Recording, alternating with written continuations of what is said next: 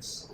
Then ngayon wala kaming masabi doon sa pinakita ng mga players, especially on the first part of the game na talagang doon yung pressure defense from the backcourt until dun sa frontcourt ng Ginebra.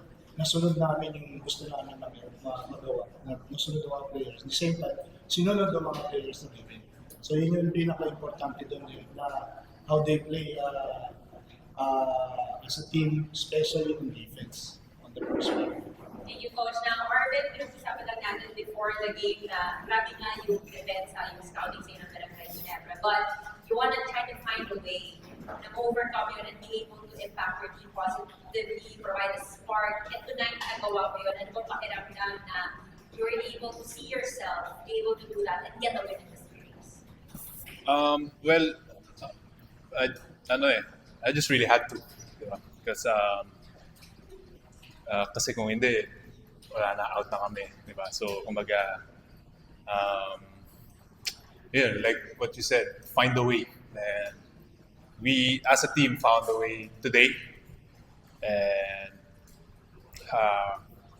sarap naman sa feeling, panalo. Nanalo rin. But, again, it's not it's just one win. It's a best of 7 series. So you gotta win 3 more. And hopefully, magtuloy-tuloy yung magandang laro namin. Like today, especially we had 28 assists. And, from the next game up to the last, we really have to just find a way to win. Diba? Kasi, and first, ito na yung nauna.